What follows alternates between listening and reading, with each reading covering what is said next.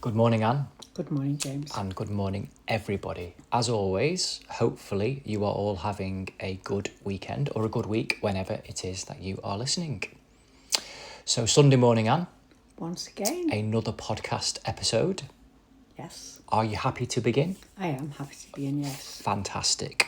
Where would you like to start this morning? I'd like to start about really how a day can start. You know, you can wake up in the morning and you have your thoughts about what's going on in the world, anything really. Okay. And how that can be changed. Yes. By your own actions or by the actions or the speaking of other people. Okay. And one day in this last week, that's what happened to me. Yes.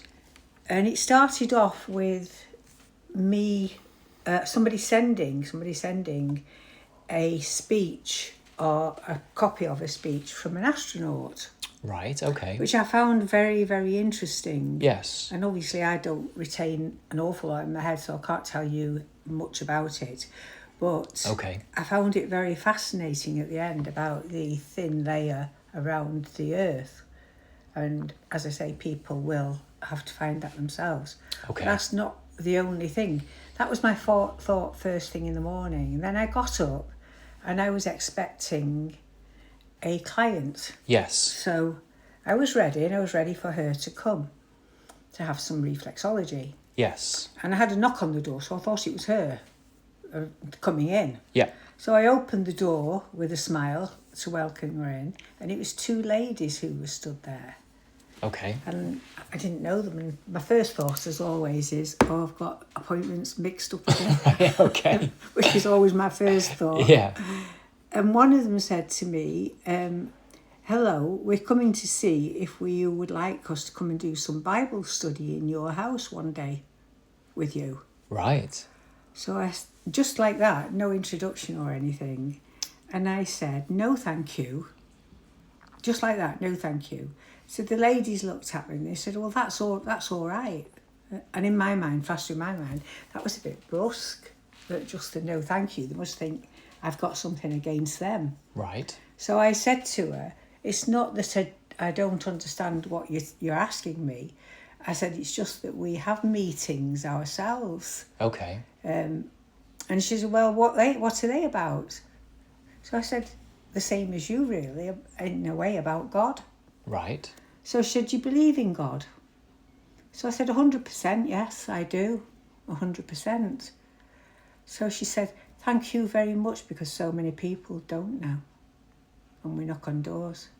So I said, isn't that sad? So she said, it's very sad. I said, but do you know, people can't know about God unless they're taught about him. And then she said to me, well, that's written in the Bible, isn't it? Right, okay. And then, of course, I realised they were Jehovah's Witnesses. Right. But how brave are these ladies just going around and knocking on doors? I thought they're so brave. Yes. So brave. And then the client who was coming, she came in and we went upstairs and I started her treatment. So it was one of these days where you think, goodness me, what's happening? Like Piccadilly Circus. Yes. And I started her treatment and she said to me, you're going to think I'm awful with what I'm going to say now, Anne. Right. So I said, okay, just say what you want to say. So she said, well, I should have been listening to somebody this week. She said, and they've been talking about Gaza. Right. Now, she said, I don't want you to think I'm really, really mean when I say this, but this person who was talking about Gaza was saying how awful it is. Yes. So I said, yes, we all know that. It's really bad. I said, in particular, that they can't get aid. So she said, but what he said was, why are we all talking about Gaza when we're not talking about this country, which is in such a mess? Why are we not talking about getting together with each other? Right. And I said, I agree with him. And she said, well, it stopped and made me think.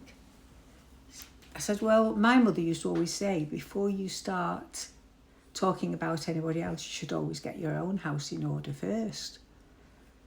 And so in a way, I do understand. Right. I said, but it goes two ways, doesn't it? We can have understanding and we can also help. But are we all one? Aren't we all one people, one human being? So we should feel empathy for other people, but I do agree. We have to start looking at ourselves in our own country. What are we doing? Are we giving aid, or are we giving arms? And that's why I'm saying this has stopped and made me think about the way the whole world is really. Right. Are we, I suppose is it rhetoric question?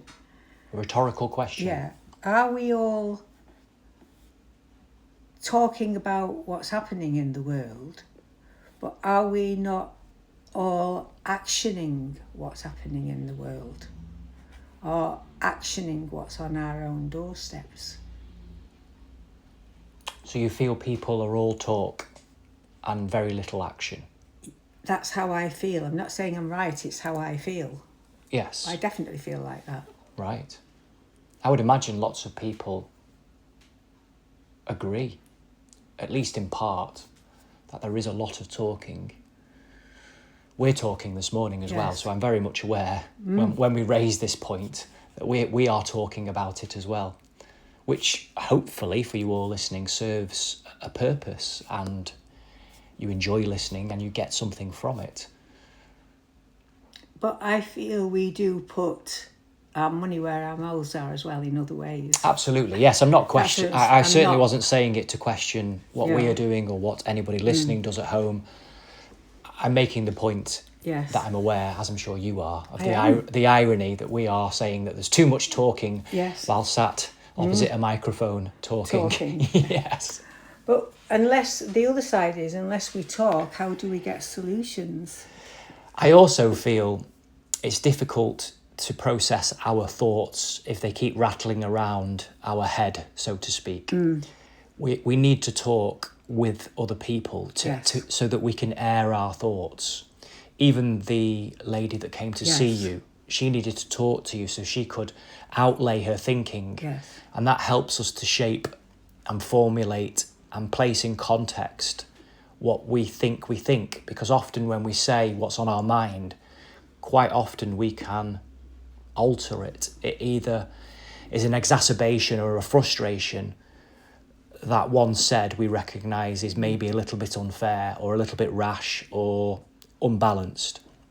Or sometimes we can see that it might be a little bit soft and that we're making excuses in our minds, and that once we air what we're thinking with somebody else and place it within a context that's relative to our lives and our shared lives, that we can see that what we're thinking about maybe doesn't go far enough. So it can go in different ways. Absolutely. So sharing our thoughts in conversations and talking about them and having engaging and interesting and lively debates, lively conversations, both for enjoyment, but also to scrutinise and to stress test and to hold to account what's going on in the world and what's going on in our lives, helps us to move forward in comprehension. That's definitely true. But it's only as useful as far as we put that wisdom into action. Yes. Otherwise, it's just a lot of hot air. Yes. And then to carry on from that, the next client I had was my lovely friend Monica, who is 87, who came in. And it must be what's in the air at the moment. And she said to me, Anne, I'm looking into joining Reform. Right, okay. So I said, oh, what's made you that? Well, I've made inquiries and I know how much it is a month. A year, I don't know whether it's a year or a month, she just gave me a figure. And she said, and I'm going to join and I'm going to go to meetings once a month. Right. Because she said, I'm sick of people talking. This is going on with the talking thing is. Okay. I'm sick of people talking about everything and everyone and no action being taken. And then she said to me, and I think it's a generational thing. Right. I think you and I, at our age, in our 80s, are the ones that have seen the wars. We've had nothing. We've seen everything that's happened physically. And we want action. We don't want people talking. We want somebody to do something about it. Right. And at least talk about solutions, not just keep complaining. True. And she also resonated with me Absolutely. because she has gone through it. And like I said with the lady, is that the ladies that came first, who I must say turned back after I'd spoken to them, turned back and came and said thank you for talking to us, and we're glad you're doing something. Yes. So I thought that was really nice, because I admire these ladies who are knocking on doors as well. As Yes. I admire Monica at 87 joining Reform to want to go and stand up in the street and Right. talk, which she would do, and you'd hear her above everybody else, I can assure you. Yes. So if we listen to people, everyday people, we can look at ourselves, can't we? It makes us look at ourselves. Yes. It's It's the short answer. Yeah. Yes, I agree with you. I think that everybody we meet potentially can make us look at ourselves. And if we choose to, everybody that we meet can make us think about something about ourselves and reflects back something about ourselves. And quite often we don't like that. Oh yeah, quite often we don't know. But it's there. Absolutely. Yes, I do agree with you. And I think it's the other side is the listening, isn't it? We learn so much by just listening to somebody else, listening to their points of view. Yes. We don't have to agree, but quite often we're talking but we're not listening. I do feel, listening to you, Anne, I do feel that's a very important point that you've made. I feel, and I'm sure you'll agree, and I feel like we do agree upon this, we've talked about it before, that people generally, not necessarily you listening this morning, but people generally are becoming increasingly apathetic and are losing compassion and morality. Not necessarily individuals, but collectively. I agree. And we're losing feelings, and we're losing the ability to feel each other, which is our collective humanity, our empathy, our compassion, our unity in spirit, our togetherness, our collective conscience. And simultaneously linked to that, what you've just said, is that lots of people are talking, but very few people are listening.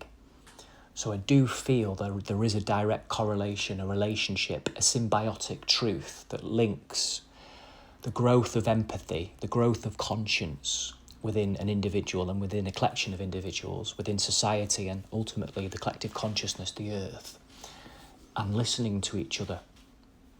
And if we stop listening to each other, and particularly we stop listening to other points of view, and people that have differing points of view to ourselves, or what we think, we lose our empathy for each other, and we lose our humanity.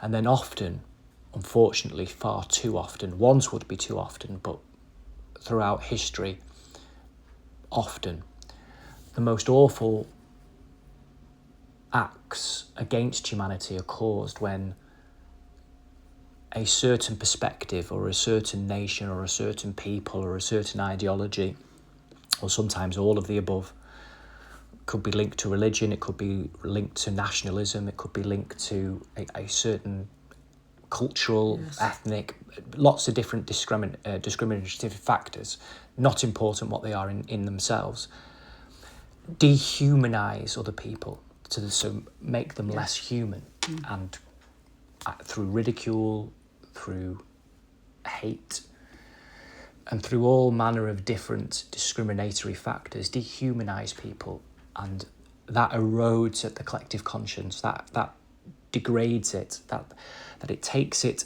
off centre point, it loosens it from its anchor point, and then awful things can happen.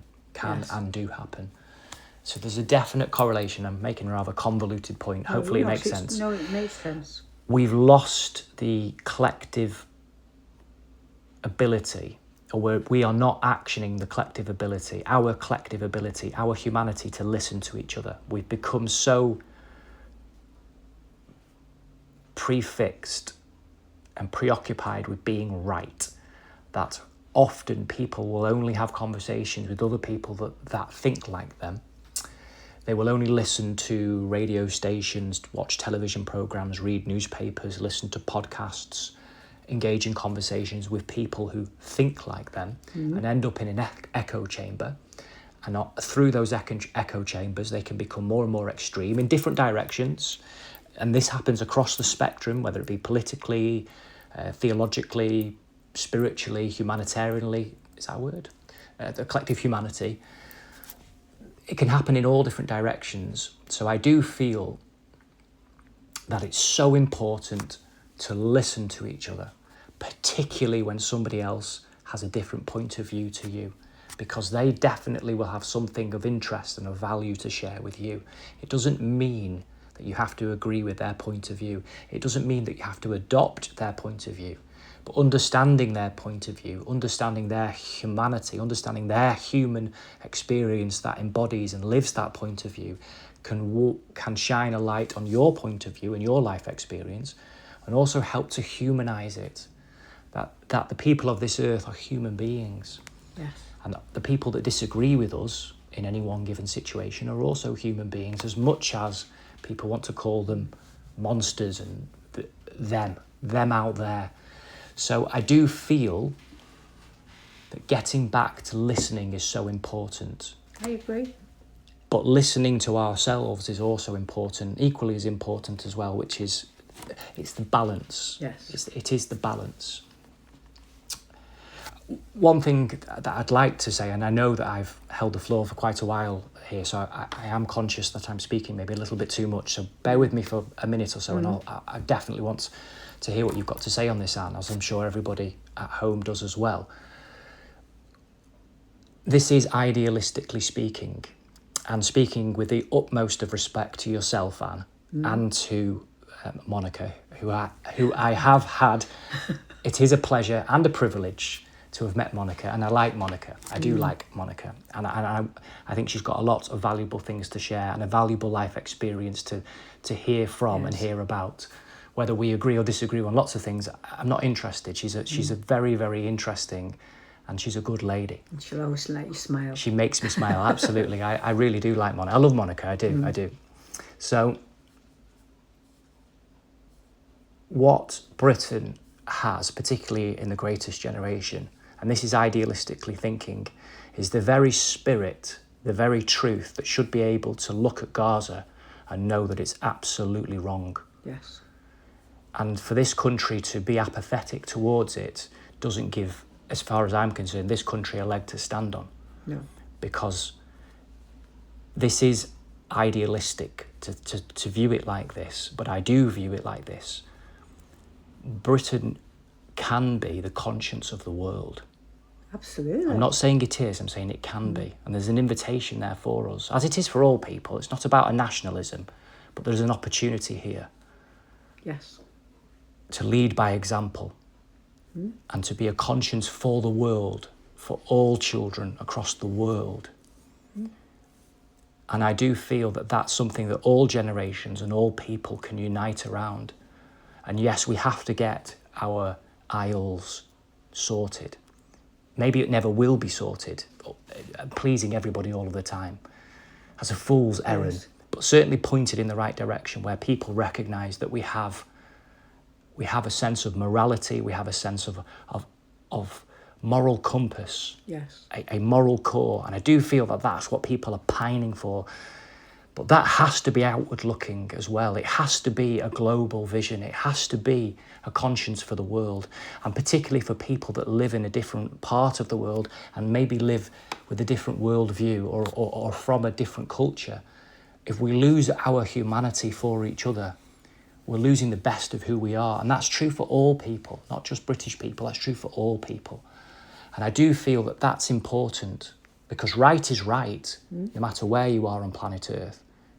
Yes, it's all standing together. Okay, as I'll one. pass it back to you, and I know I've Yes. spoken for a while there. Yeah, okay. So, on the same theme, really, because this has all happened within this last week, I also had a 14, I'm sure maybe just 15, young lady came to see me.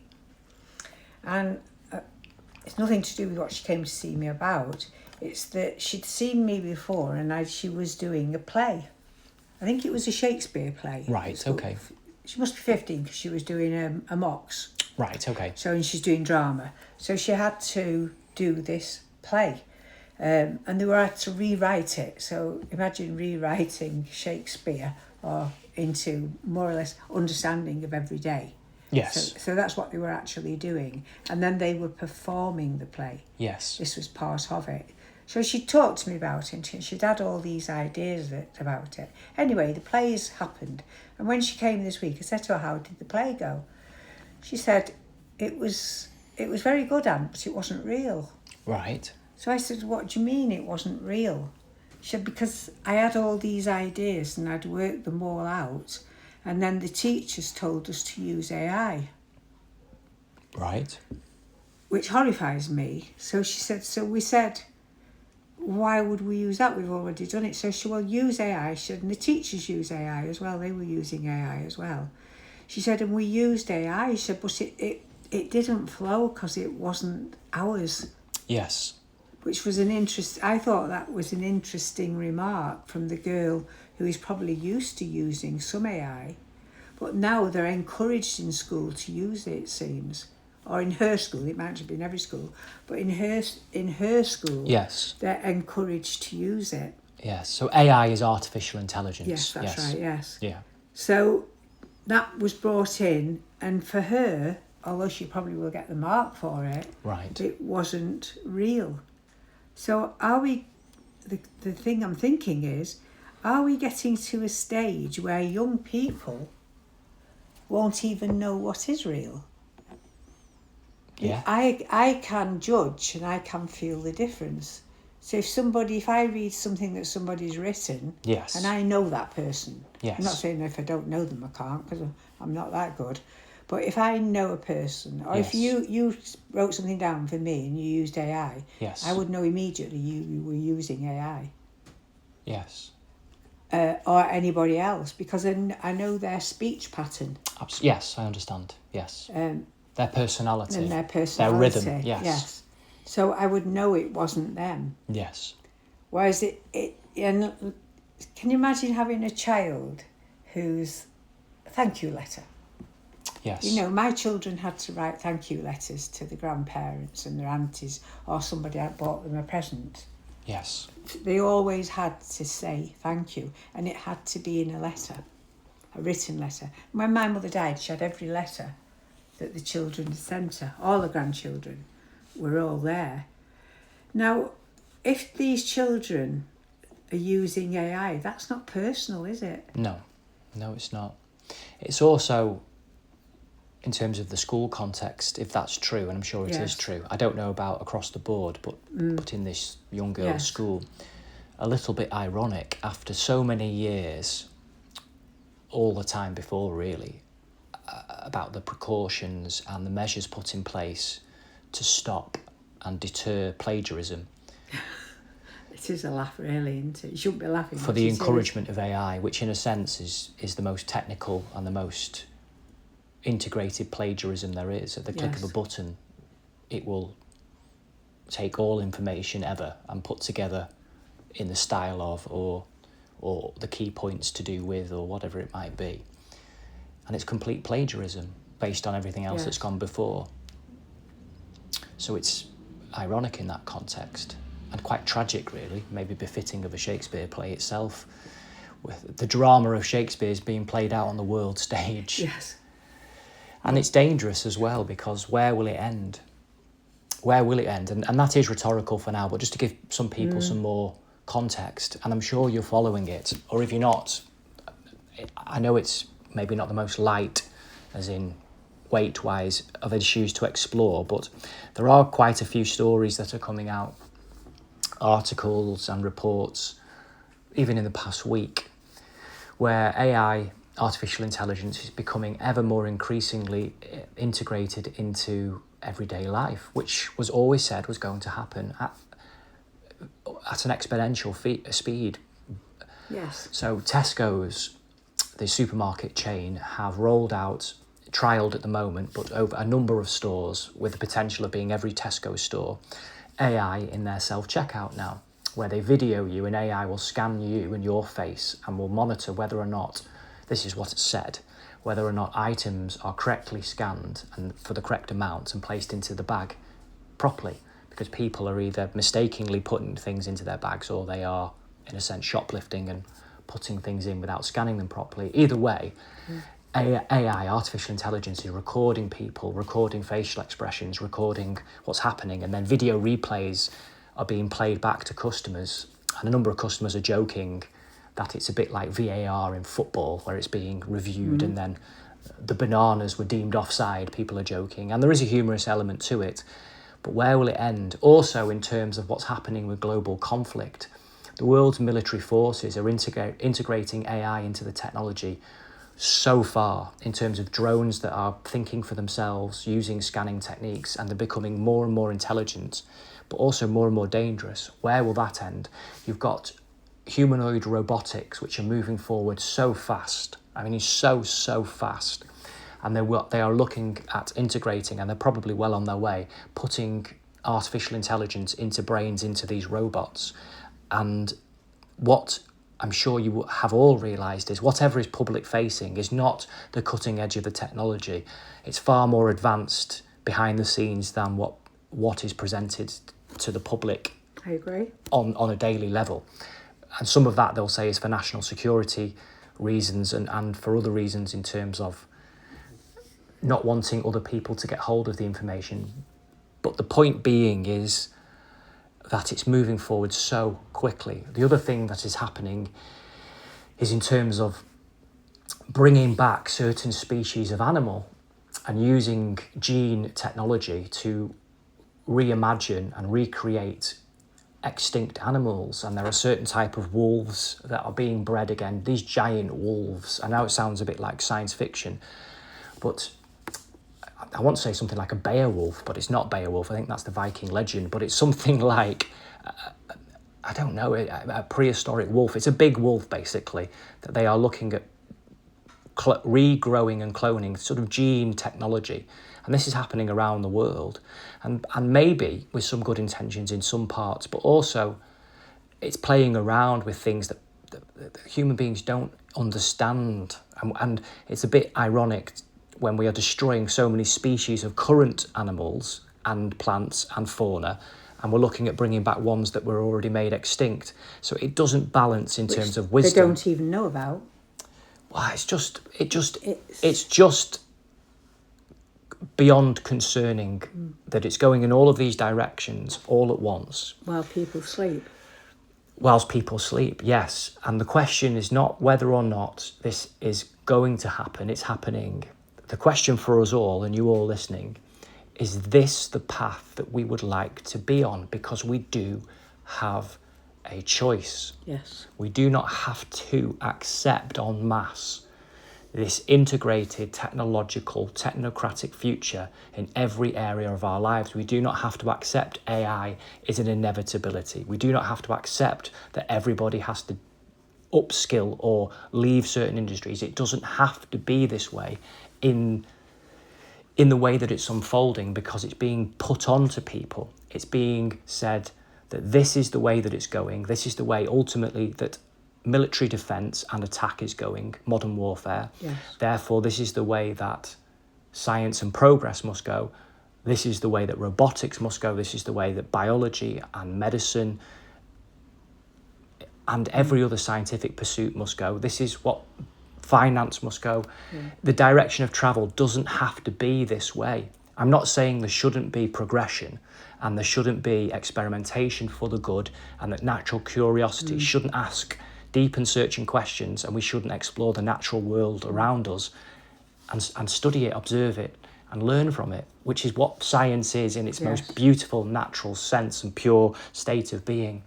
But this technological particular future, AI future, is not God, it's not goodness, it's not life, it's not consciousness, it's artificial. It even says its name on the tin. Yes.